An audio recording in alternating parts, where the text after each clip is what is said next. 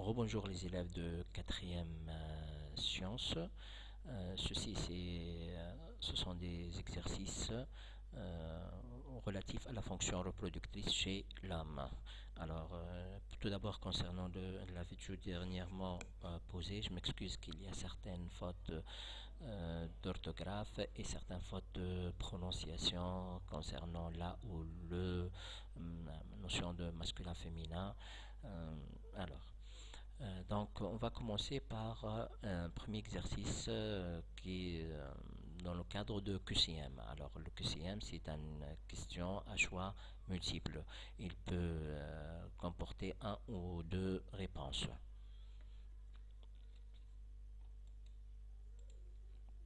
Alors, comment résoudre une question de QCM? Tout d'abord, je vous invite à cacher les propositions. Vous avez le thème, les thèmes, et comporte quatre propositions. Alors, vous cachez les propositions, et vous essayez de répondre sous forme de nuages de mots, de schémas en relation avec les thèmes proposés. Par exemple, ici, on a la spermatogenèse. Si je dis spermatogenèse, production de spermatozoïdes chez l'homme, ça suggère le schéma de la spermatogenèse. Vous pouvez faire ça à la main, au brouillon. Aussi, les mots en relation avec, ou les thèmes en relation avec ceci. Alors, la spermatogenèse se déroule à partir de la puberté, production de spermatozoïdes, contient la méiose, se fait au niveau du paroi du tube, nécessite l'intervention directe de l'APP testostérone, absent chez les individus cryptokites. Alors, les proportions, les voici. Se déroule dans la lumière du tube? Non, elle se déroule dans la paroi du tube, est stimulée par l'action de testostérone sur le tube séminifère. Oui, l'action de testostérone, mais attention, c'est associé à l'ABP, ce n'est pas l'action directe de testostérone. Donc, cette réponse est à discuter. Conduit à la formation de spermatozoïdes haploïdes. Oui, à la fin de la méiose, on a, comme on peut voir au niveau de ce schéma, des spermatozoïdes qui sont haploïdes et inhibés par un faible taux sanguin de l'inhibine. Non, l'inhibine, lorsque le nombre de spermatozoïdes est élevé, elle va inhiber. Donc, il y a augmentation de taux de nombre de spermatozoïdes va faire qu'on a augmentation de l'inhibine qui va diminuer la production de spermatozoïdes. Donc les réponses justes c'est C et B. Alors ici B, si il a dit indirectement, ça sera accepté. Donc à discuter la réponse B. Alors deuxièmement, le schéma suivant comporte ou la présente une coupe de testicules. La cellule X correspond. Si on a regardé la cellule X, elle se trouve dans la paroi du tube séminifère. Dans le troisième rang, on a normalement les spermatogonies, spermatocytes 1, spermatocyte 2, cellule X. De point de vue taille, elle est inférieure à celle qui la précède et elle est le double de cellule qui la suit. Donc, la cellule X, comme on a dit, elle se trouve au troisième rang, elle est la moitié de cellule qu'elle précède et le double de cellule qui la suit. On a ici des spermatides ou plutôt des spermatozoïdes incomplètes. Donc, cette deuxième couche sont les spermatides. Celle-là, normalement, doit être le spermatocyte 2. Alors, نرجع للشيما هذايا du cours. Les proportions. C'est un spermatocyte 1. Spermatocyte 2, 23 chromosomes, 46 chromosomes. Donc, ce n'est pas un spermatocyte 1, c'est un spermatocyte 2. Maintenant, spermatocyte 2, elle provient de division réductionnelle du spermatocyte 1. Donc, sa division réductionnelle, la cellule est à N dupliquée. Donc, les réponses justes sont B et C. Alors, au terme du stade de différenciation de la spermatogenèse, c'est la spermiogenèse. Le nombre de spermatozoïdes obtenus est... Alors, la différenciation, c'est une réorganisation des cytoplasmiques, donc ce n'est pas une division. La différenciation, elle se fait par transformation des spermatides en spermatozoïdes. Les spermatides proviennent de spermatocyte 1 par division équationnelle, qui à leur tour proviennent de spermatocyte 1 par division réductionnelle. Donc spermatocyte 1 et en division réductionnelle pour donner deux spermatocytes 2 à n dupliqués qui vont réaliser division équationnelle. On va obtenir chaque spermatocyte 2 va donner deux spermatides à n simples. Alors les proportions au niveau du brouillon, notre cours, les proportions. Lorsqu'on va voir les proportions égales au nombre de spermatocytes 1. Non, les spermatozoïdes par rapport au nombre de spermatocytes 1, c'est le quadruple. Donc, spermatocyte 1 double spermatocyte 2. Les spermatocytes 2 vont se dédoubler pour donner spermatide. Les spermatides égale spermatozoïde. Donc, égal nombre de spermatocytes 1, non. Et le double spermatocyte 1, non. Égal au nombre de spermatocytes 2. Les spermatozoïdes égale nombre de spermatocytes 2, non, c'est le double. Donc, la réponse est D. Alors, parmi les cellules suivantes, celles qui sont haploïdes à un chromosome. Normalement, les cellules à un chromosome au niveau de la spermatogenèse, ça veut dire qu'ils ont au moins réalisé une division réductionnelle, car elles peuvent être n simple ou n dupliqué. Les spermatocytes 1 réalisent la division réductionnelle pour donner les spermatocytes 2 à n dupliqués. Les spermatocytes 2 réalisent la division équationnelle pour donner les spermatides à n simple. Les spermatides se différencient des transformations cytologiques seulement pour donner des spermatozoïdes à n simple. Donc les spermatogonies non sont à 2n, les spermatocytes 1 à 2n, les spermatocytes 2 oui à n dupliqué, les spermatides à n spermatozoïdes à n simple. Donc réponse C et D. Alors la testostérone, ça nous revient à l'esprit ce schéma qui résume si vous voulez, la fonction reproductrice chez l'homme, contrôle hormonal. Je vous demande à ayez ce schéma en esprit. Alors, testostérone, si j'ai à définir, produite par les cellules de Leydig sous l'effet de l'LH, agit sur les caractères sexuels, agit avec l'ABP sur le spermatogenèse et exerce un rétrocontrôle sur l'axe hypothalamo-hypophysaire. Donc, c'est ce qu'on vient de dire. Il est produit d'une manière pulsatile par rapport à l'LH et décalé par rapport à l'LH, réalise un RC-, doit être taux constant. Alors, est une hormone sécrétée de façon pulsatile?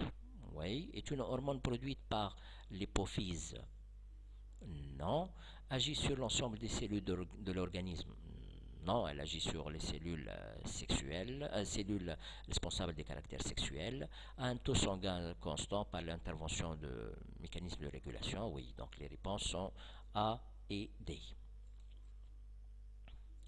Alors, parmi les cellules cibles de testostérone, on peut citer, je m'excuse, j'ai passé directement. Alors, les cellules cibles de testostérone sont les cellules responsables des caractères sexuels et les cellules qui exercent et l'axe hypothalamo-hypophysaire, les cellules libérant l'LH et le GnRH. Donc, cellules de Sertoli non, tissu interstitiel non, sont pour origine tissu interstitiel, sont passibles. Les cellules hypophysaires en sécrétant l'LH, oui. Les cellules germinales localisées au niveau du paroi, oui. Alors, après destruction sélective des cellules de Leydig, à savoir les cellules de Leydig, ce sont les cellules qui libèrent le testostérone. Donc, s'il n'y a pas cellules de Leydig, donc il n'y a pas testostérone, il n'y a pas caractère, il n'y a pas caractère sexuel, il n'y a pas rétrocontrôle. Donc, il y a levé de l'inhibition sur l'LH et GnRH et il n'y a pas spermatogenèse. Alors, l'arrêt de la spermatogenèse. Oui, diminution de taux de l'LH. Non, au contraire, il y a augmentation de taux de l'LH. Augmentation importante de taux de l'FSH. Non, il n'y a pas d'effet sur l'augmentation de l'FSH, même s'il y a une légère augmentation sur l'FSH à travers le GnRH. Ici, c'est dit important, donc c'est pour annuler la réponse. Alors, maintenir les caractères sexuels, non, on a dit que le testostérone intervient dans les caractères sexuels. Donc, la réponse c'est A. Bon, juste c'est A. Alors, l'FSH et l'LH. Ce sont des gonadostimulines produites par l'hypophyse antérieure. L'une agit sur l'LH, sur la cellule de Leydig, l'autre agit sur la cellule de Sertoli. Ils sont sous le contrôle de GnRH. Alors, premièrement, sont des gonadostimulines, ont les mêmes cellules cibles, ont la même origine, ont le même rôle physiologique. Concernant, oui, les deux sont des gonadostimulines. Ils ont les mêmes cellules cibles. Non, la première agit sur les cellules de Leydig, l'autre agit sur les cellules de Sertoli. Ont la même origine, oui, l'hypophyse antérieure. Et ils ont le même rôle physiologique. Non, une elle va libérer testostérone, l'autre activité, rôle physiologique, c'est libérer l'ABP. Alors, les cellules gonadotropes sécrétrices de l'LH et l'FSH présentent des récepteurs. Eux, ils présentent des récepteurs. Ce ne sont pas leurs hormones qui présentent des récepteurs. Ils ont des récepteurs A, si on reconnaît ici. Donc, normalement, on attend à voir à la GnRH. Certaines cellules ont des récepteurs au testostérone, d'autres cellules ont des récepteurs à l'inhibine. Premièrement, à l'LH, non, ils vont produire l'LH. L'inhibine,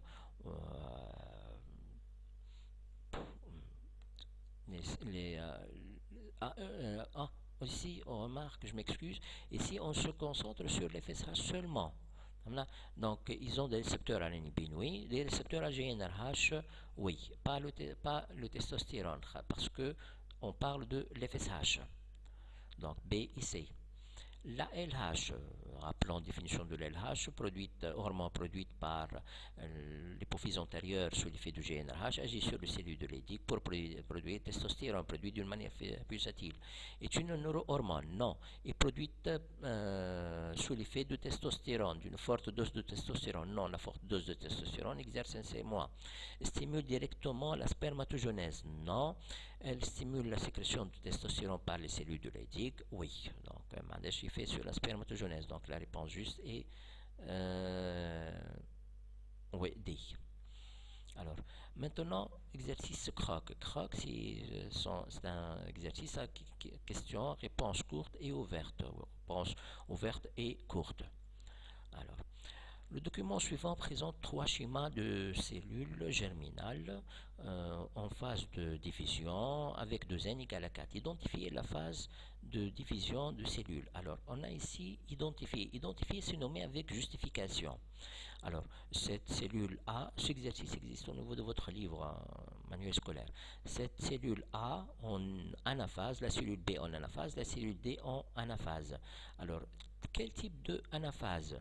Pour cette cellule, on a 1, 2, 3, 4, 4 chromosomes, donc la cellule a 2n chromosomes, avec séparation, normalement, ces deux éléments étaient accolés, avec séparation des chromosomes homologues. Dans chaque pôle, on a un dupliqué. Donc, pardon, on a deux n dupliqués. Donc, je m'excuse. Dans chaque pôle, on a n dupliqué. Donc, il y a eu séparation des chromosomes homologues. Ils formaient les tétrades. Donc, c'est l'anaphase 1 de la méiose.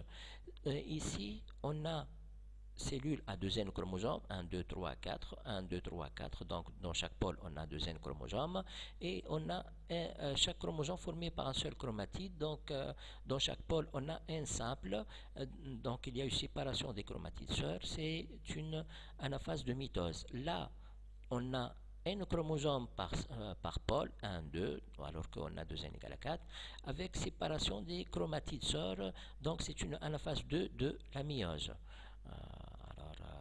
La réponse, la cellule A est à 2n avec séparation des chromosomes homologues, donc c'est une anaphase de division réductionnelle. Cellule 2, anaphase de mitose, car il y a la cellule à 2n chromosome avec séparation des chromatides sœurs. Troisième, la cellule a un chromosome avec séparation des chromatides sœurs, c'est une anaphase de division équationnelle.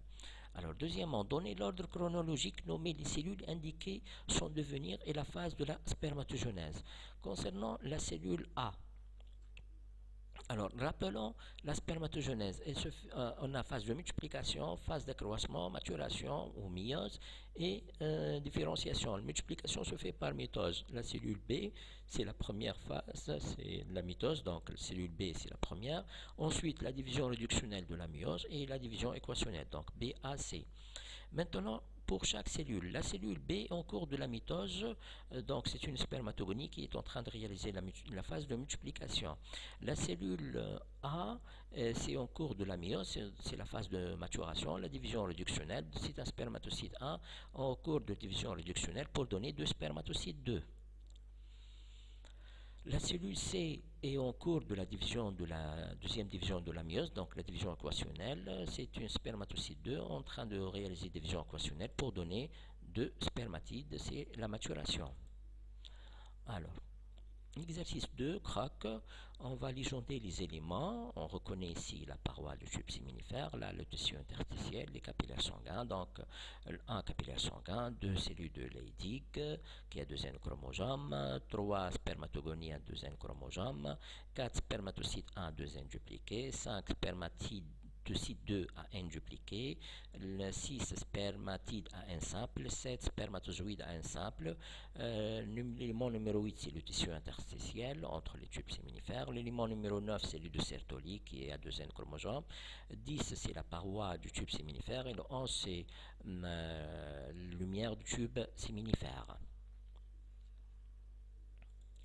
Alors, l'élément 7 correspond à une cellule différenciée. Faites un schéma légendé de l'élément 7. Si on va revenir à l'élément 7, on a dit que c'est un spermatozoïde. Donc, voici le schéma de spermatozoïde. Le schéma se trouve au niveau de votre livre aussi. C'est une cellule différenciée, elle présente des caractéristiques cytologiques en relation avec sa fonction. La fonction du spermatozoïde, c'est de se déplacer dans le voie génitale femelle, reconnaître l'ovocyte, entrer dans l'ovocyte et participer par 50% de la formation génétique. Donc, ceci, ça existe au niveau de votre cours. Alors, le spermatozoïde se déplace dans les voies génitales de la femme pour s'unir avec le gamète femelle lors de la fécondation, former un œuf. Les caractéristiques cytologiques, sa forme allongée hydrodynamique, la masse très faible cytoplasmique, et la présence de flagelles dans le mouvement assure la propulsion et la présence de mitochondries va fournir l'énergie nécessaire au mouvement du flagelle. Tout ceci va permettre le déplacement. La présence au niveau de la tête d'un acrosome permettant la pénétration de spermatozoïdes. L'acrosome est riche en enzymes, donc à l'intérieur du gamète femelle, un noyau haploïde à 23 chromosomes, 50% de l'information génétique. L'union au cours de la fécondation du spermatozoïde avec 23 chromosomes assure le rétablissement dans l'œuf de la diploïdie à 46 chromosomes. Donc les crocs, ce sont des réponses de cours directes. Alors, problème. On a ici un problème. Le problème, c'est dans le cadre de mobilisation de connaissances. Cette partie de l'épreuve évalue la capacité d'application, d'analyse et de synthèse. Donc, on va appliquer notre cours, on est donné de cours, faire des analyses, faire la synthèse chez l'élève. Alors, il est alors nécessaire de reconnaître la signification des verbes d'action. Chaque question présente verbe d'action, donc l'élève doit connaître qu'est-ce qu'il est appelé à faire. Utiliser la formulation de la question qui sont à prendre en considération car il déclare l'objectif assigné à chaque question. Donc, il doit répondre à ce qu'on lui demande et la manière dont on lui demande de faire. Faire une analyse, ce n'est pas une déduction, ce n'est pas une exploitation. Donc, il faut bien limiter à ce qu'on lui demande. Alors, problème. La reproduction humaine, ceci c'est au niveau de c'est BAC 2014. Alors, le mécanisme de la régulation des fonctions testiculaires chez l'homme font intervenir des interactions hormonales entre le complexe hypothalamo-hypophysaire et les testicules. Pour comprendre ces mécanismes, on a réalisé des études médicales réalisées chez des garçons pubères normaux et des études chez des enfants, des garçons XY d'âge 19 ans et présentant des troubles de puberté. Alors, il faut, comme conseil, je vous demande de lire tout l'exercice pour avoir une idée de quoi est-ce qu'il parle. L'introduction, elle va vous orienter vers la partie à étudier. Alors, ici, comme petit conseil, je vous invite à tout d'abord souligner les termes clés, si vous voulez. Alors ici, on a le mécanisme de régulation en fonction reproductrice chez l'homme. Donc on va parler de contrôle hormonal chez l'homme. Je vous conseille, avant de commencer, dans le prénom, vous allez rédiger le schéma de la fonction reproductrice chez le contrôle hormonal chez l'homme, schéma fonctionnel qui va vous aider le long de votre exercice. Alors, deuxièmement, l'interaction hormonale entre le complexe hypothalamo-hypophysaire-testicule. Donc, c'est le but de l'étude. Alors, qu'est-ce qu'on a fait? On a pris un garçon pubère normal, et ce sera la comparaison, elle va se faire avec l'enfant normal et deux garçons qui présentent des troubles de puberté. Donc, normalement, on attend à voir des comparaisons. Le document 2 présente des schémas d'interaction, interprétation des observations microscopiques de testicules réalisées chez le garçon normal et le garçon X et Y. Le document 3, donc voici le document 2 de A et de B, pour l'enfant normal et là pour les enfants XY. Le document 3, il présente le dosage de testostérone en 24 heures chez le garçon normal et les garçons de document XY qui présentent des troubles. Alors, premièrement, comparer l'aspect testiculaire observé chez les garçons XY avec celui du sujet normal. On va comparer. Qu'est-ce que ça veut dire comparer? Comparer, rechercher les ressemblances et les différences des deux faits ou des deux phénomènes en se référant à des critères bien définis.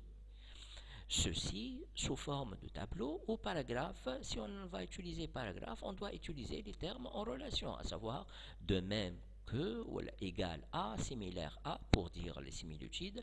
Par contre, les différences, on utilise les termes par contre, alors que supérieur à, plus importante que, inférieur à, ainsi de suite. Alors, voici les schémas. Pour le document de A pour l'enfant normal, on a la paroi du tube séminifère développée avec présence de cellules de Leydig, cellules de Sertoli, présence de cellules germinales avec spermatogenèse complète, cellules germinales développées, présence de spermatozoïdes. La paroi du tube elle est développée, il y a les vaisseaux sanguins, il y a les cellules de Leydig développées, alors que pour le garçon XY, la paroi elle est fine, avec quelques cellules de sertoline non développées, quelques cellules germinales avec absence de spermatogenèse et absence de spermatozoïdes. Pour le tissu interstitiel, il y a présence comme l'individu normal des vaisseaux sanguins et la présence de quelques cellules de Leydig qui sont non développées. Donc la comparaison, on peut l'établir dans le tableau suivant. Les vaisseaux sanguins sont présents dans les deux éléments, dans les deux cas, garçon normal et garçon anormal. Les cellules de Leydig nombreuses et développées chez le garçon normal, par contre, ils sont peu nombreuses et atrophiées chez le garçon XY. La paroi du tube séminifère épais avec la présence des cellules, fine avec vide, elle ne contient pas des cellules, quelques cellules seulement. Cellules de Sertoli pour le normal développées, présentes et développées, nombreuses et développées, peu nombreuses et atrophiées, donc peu développées. Cellules germinales, présence de spermatogonie, spermatocyte 1, spermatocyte 2, spermatide, spermatozoïde, donc spermatogenèse complète avec production de spermatozoïdes, quelques cellules, pour les garçons XY, quelques cellules germinales avec absence de spermatozoïdes et absence de spermatogenèse. Donc ça, c'est la comparaison sous forme de tableau ici. On peut faire ça sous forme de des phrases en utilisant les termes de même que pour dire les similitudes et alors que ou la par contre ou le plus important, moins important pour la différence. Alors, faites une analyse comparée des résultats de dosage de testostérone. On va ici notion de analyse comparée. Donc on va faire une analyse et une comparaison. Alors, le document, on va commencer par l'analyse. Donc on va analyser chaque document, puis on va comparer. C'est une analyse comparée. Ou on peut faire ça, si vous voulez, en même temps. Alors, analyser, c'est donner si vous voulez, pour courbe, donner les valeurs importantes pour cette courbe, là où il y a les articulations, si vous voulez, de la courbe. Donc, il faut donner des valeurs. Alors, premièrement, ce document, on va faire l'analyse document A. Alors, le document A présente l'évolution, que ce soit document A ou B. Le document 3 présente l'évolution de taux de testostérone en nanogrammes par litre en fonction du temps en heure chez le garçon normal, chez le garçon XY. On va commencer par le garçon normal. Alors, remarque, le but de comparaison, ce n'est pas de déterminer le mode de production de testostérone pulsatile, mais c'est de déterminer, si vous voulez, la présence ou non de testostérone. Alors, donc, on va prendre le fait que la production de testostérone est pulsatile chez le garçon normal comme acquis. À ne pas démontrer. Alors, chez le garçon normal, la production de testostérone est pulsatile. Alors, ici, j'ai parlé de pulsatile, donc je dois, au niveau de l'analyse, indiquer valeur minimale, valeur maximale, valeur basale, valeur maximale de production, à savoir l'amplitude des pulses, qui varie de 300 à 600 nanogrammes par décilitre. Avec une fréquence, la fréquence c'est combien il y a répétition par unité de temps, avec une fréquence de 3 pulses par 6 heures. Ça pour les garçons normaux. Donc la production moyenne pour le garçon normal, si je prends aussi comme valeur moyenne, de l'ordre de 400 nanogrammes par décilitre. Alors par contre, là c'est l'opposition, c'est la comparaison. Alors par contre, chez le garçon XY, la production de testostérone est très faible, voire même constante, de l'ordre de 660 nanogrammes par décilitre. Alors, on peut conclure que la production de testostérone chez X et Y, si vous voulez, c'est la conclusion de la comparaison, est inférieure à celle de la normale. Donc, je dois toujours me référer au normal. C'est comparer par rapport au normal. Donc il est inférieur, très inférieur par rapport à la normale. Chez le garçon X, bien sûr, le normal c'est le garçon X. Alors, la question suivante, en vous basant sur les réponses précédentes, documents 1B et 1A, établir le lien entre structure microscopique des testicules et la sécrétion de testostérone observée chez les garçons XY. Alors, donc on doit se référer aux réponses précédentes. On va établir. Qu'est-ce que ça veut dire établir? C'est nouer ou mettre en relation des éléments ou un élément avec une fonction. Donc, on va mettre en relation, à savoir la relation de cause à effet. Remarque, normalement, on doit utiliser nos connaissances pour testostérone, et le lien entre testostérone et celui de Leydig. Alors, puisque le taux de testostérone produit par les cellules de Leydig et le taux des hormones sont proportionnels aux tailles des organes qu'ils produisent. Donc, taille de testostérone, quantité de testostérone, elle est en relation avec la taille de cellules excrétrices. Donc, puisque le testostérone est produit par les cellules de Leydig et que le taux de ces hormones est proportionnel aux tailles des organes des cellules excrétrices, alors on peut dire que chez les garçons XY, les cellules de Leydig sont peu nombreuses et atrophiées, donc ils vont produire un faible taux de testostérone. Ça va?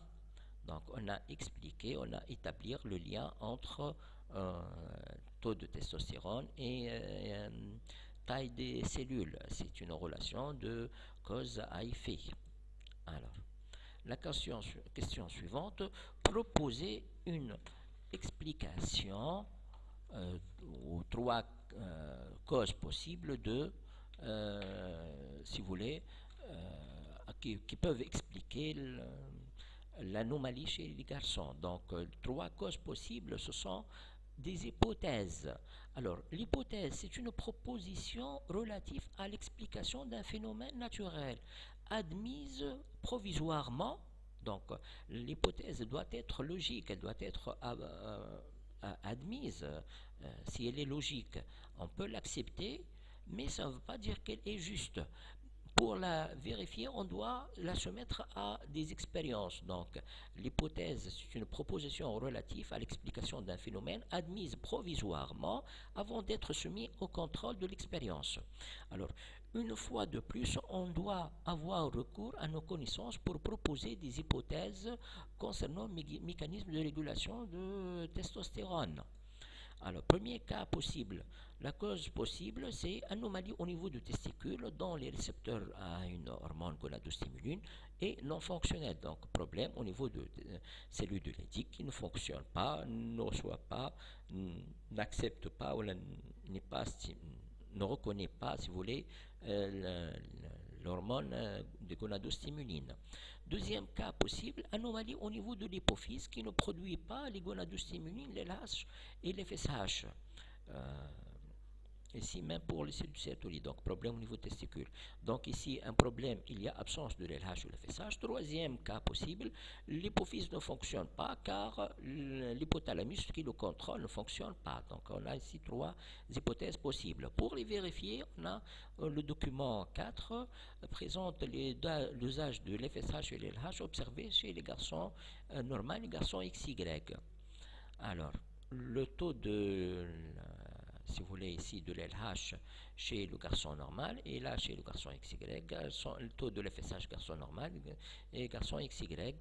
Le document 5 présente une stimulation, donc on va réaliser des expériences.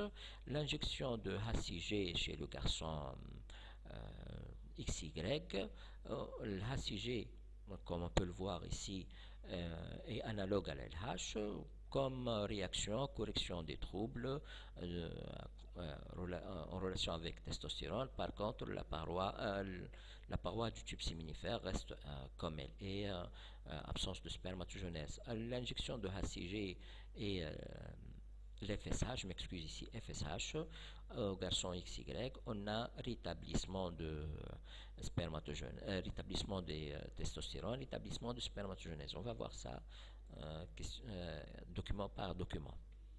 Alors, donc, on a ici correction alors qu'aucune modification. La correction est correction. Alors, exploiter l'action, exploiter les résultats fournis par le document 4 et 5 et vos connaissances en vue de, premièrement, expliquer les résultats de tests 1 et 2, de préciser parmi les causes possibles de celles qui sont en relation avec la première réponse. L'hypothèse à retenir. Exploiter, c'est repérer dans le document les éléments essentiels en vue de rendre clair. Donc, on va utiliser les données pour expliquer. Ce n'est pas analyser, c'est prendre l'essentiel. Alors, expliquer, c'est rendre clair et compréhensible un fait ou un phénomène ou un concept en exposant les causes ou les mécanismes de phénomènes étudiés. Ce verbe attire l'attention sur la demande d'une réponse construite avec un enchaînement logique d'idées en utilisant un vocabulaire scientifique précis pour expliquer. On a souvent besoin de connaissances acquises. Remarque, il y a différence entre exploiter et analyser. Alors pour le document 4, on va exploiter les résultats. Pour le garçon pubère, on a le taux de LLH de 2 à 10, alors que pour le garçon XY, de 0,5 à 9. Donc pour le garçon normal, il y a de l'LH, alors que pour le garçon XY, il y a absence presque de l'LH. De même pour l'FSH. Donc on peut dire les résultats d'usage de l'LH et FSH chez le garçon XY sont inférieurs par rapport à la normale, même très inférieur par rapport à la normale. Donc ici on a exploité, on n'a pas besoin de mettre des valeurs comme l'analyse. Alors, document 5, l'injection de HCG à XY corrige les troubles sécrétion de testostérone chez les garçons X, mais n'a aucun effet sur la paroi du tube séminifère. Donc, on peut déduire l'exploitation. L'injection, deuxième ceci.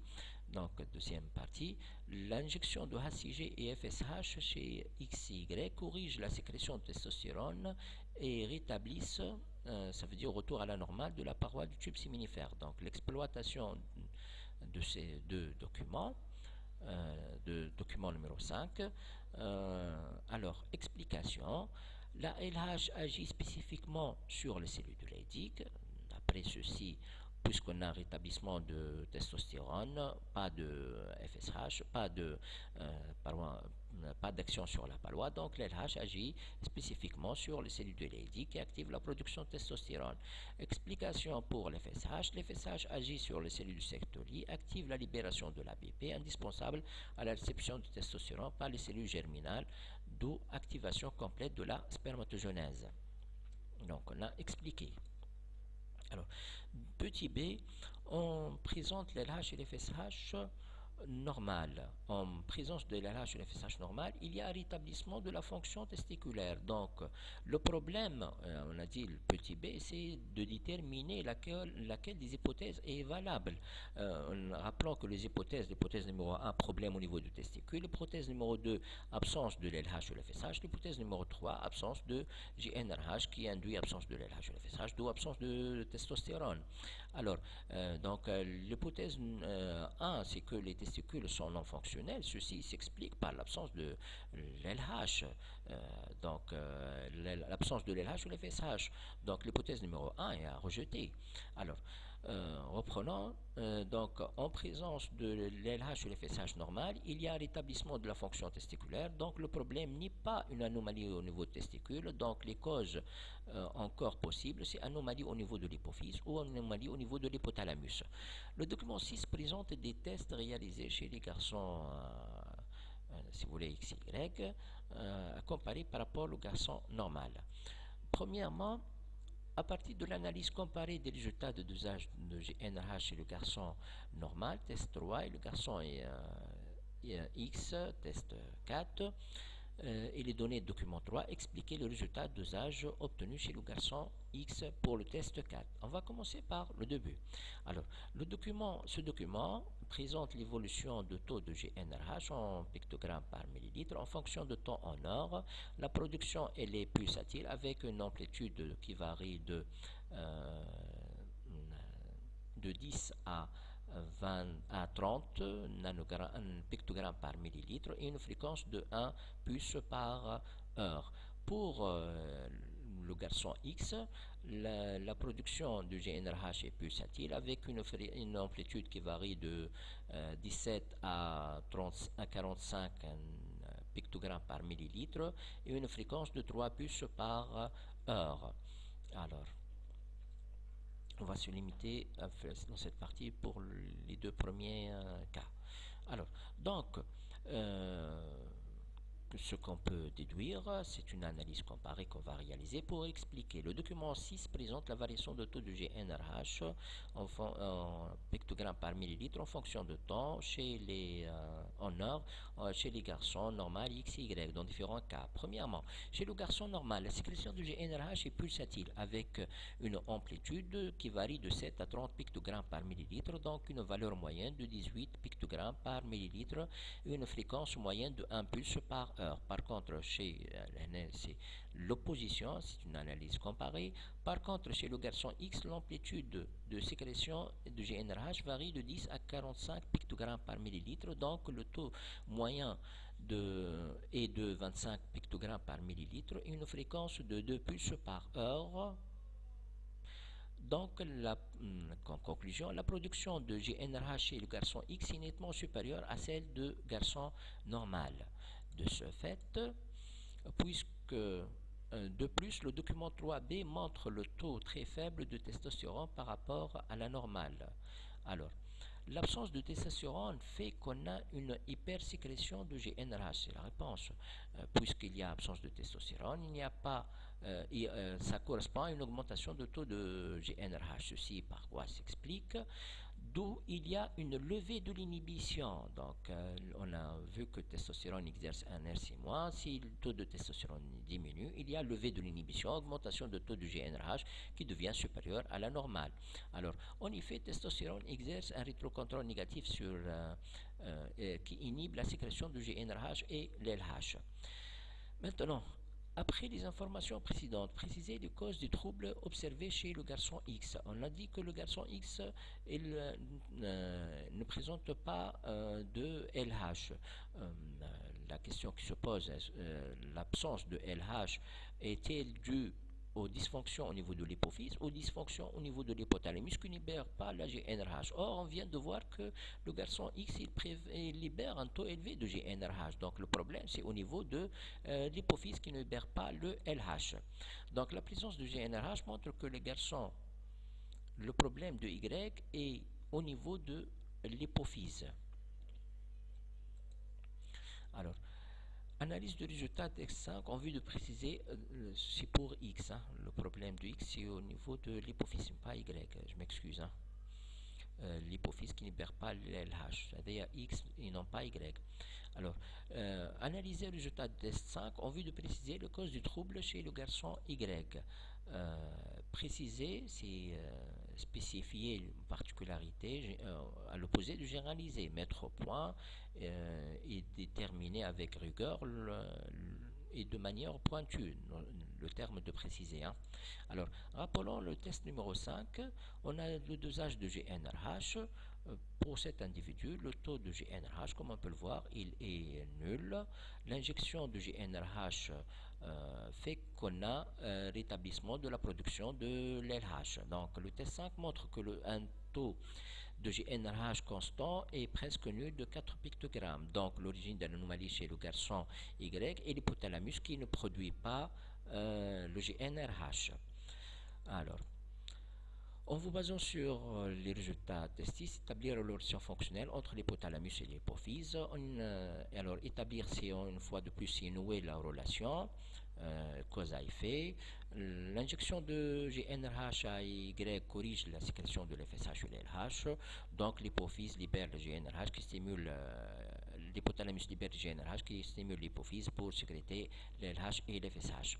En intégrant la question présente, en intégrant si vous voulez, la réponse aux questions précédentes, en faisant appel à vos connaissances, donc on va utiliser connaissances, établir par un schéma fonctionnel, normalement schéma fonctionnel commenté, les interactions. Ceci, ça revient aux question du cours, pardon, au schéma du cours, le schéma de synthèse que l'élève est appelé à si vous voulez, à l'utiliser. C'est la réponse. C'est pour cela que je vous ai dit dès le début, dans le brouillon, essayez de faire ce schéma sur lequel vous allez baser vos réponses.